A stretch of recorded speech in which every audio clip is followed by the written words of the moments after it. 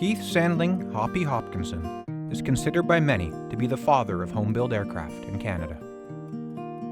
Born in Pembroke, Ontario in 1915, Hoppy's flying career began at the Hamilton Aero Club in 1936. He took instinctively to aviation, earning his private pilot's license in 1938 and his commercial license a year later. He aced his flight instructor certification in 1940. When the Second World War began, Hoppy became a founding instructor at Goderic's Sky Harbor Airport in Western Ontario. Marion Orr worked at the same school as the second woman licensed as a tower operator in Canada. When flying instructors were no longer needed at Sky Harbor, Hoppy became head of the ground school. Remaining in Goderich when the war ended, Hoppy recognized that a need to move surplus aircraft represented a new business opportunity.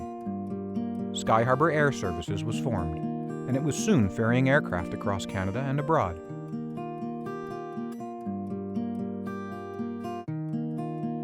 But Hoppy's vision for aviation in southwestern Ontario extended far beyond ferrying surplus aircraft.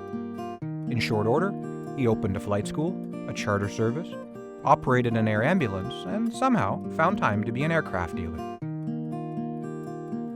Business expanded further in 1961 with purchase of the Goderich Airport.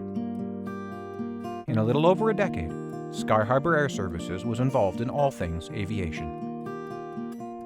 Hoppy took on many leadership roles, helping to found the Experimental Aircraft Association in Canada, the Ultralight Aircraft Association, and the Canadian Owners and Pilots Association, which was honored by Canada's Aviation Hall of Fame with its Belt of Orion Award for Excellence in 1993. However wide his influence around Goderich, and it was wide indeed, Hoppy's greatest contribution to Canadian aviation was his support for home-built aircraft.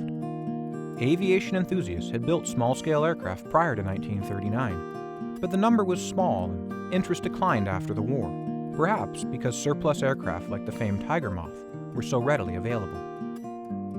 By the 1950s, Hoppy noticed that people had begun to reconsider home-building aircraft. They were lucky he took notice. Hoppy began building a Stitz Playboy out of a purpose-built addition to his family home in Goderich. He convinced the Federal Department of Transport to oversee and register his home build, and, as he and his friends assembled the aircraft over the next year, he kept officials informed at each stage of construction. Hoppy's Little Hokie took some 1,200 hours to complete, cost about $1,000, and received flight permit number 1. Its maiden flight was the 1st of October, 1955. It was never the fastest, biggest, or sleekest on the field, but Hoppy's airplane paved the way for countless Canadian home builders in the decades to follow. He flew that little plane across North America, winning many awards along the way. As a walking and flying encyclopedia of technical knowledge, Hoppy soon became the recognized Canadian authority on private aircraft development programs. He was just as free with his time for his wider community, serving on the boards of the Alexandra Marine and General Hospital and the Goderich Public Utilities Corporation. He would have done much more had he not been sadly killed in a plane crash in 1964.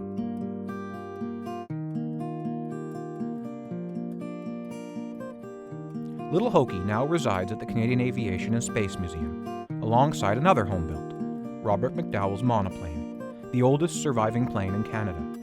A fitting companion. It was Hoppy who acquired Robert's plane in 1958.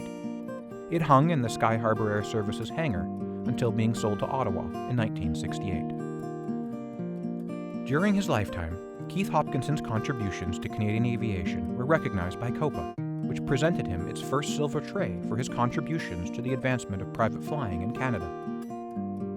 A year later, he received the EAA's recognition for outstanding workmanship on his Stitz Playboy.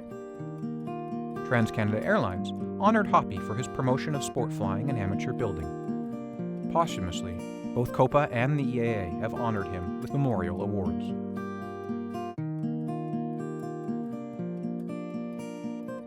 For his lifelong contributions to Canadian civil, military, and commercial aviation, most notably for the development of home-building aircraft and for his development and leadership establishing supporting organizations and associations, Keith Hopkinson was inducted into Canada's Aviation Hall of Fame at ceremonies held in 2023.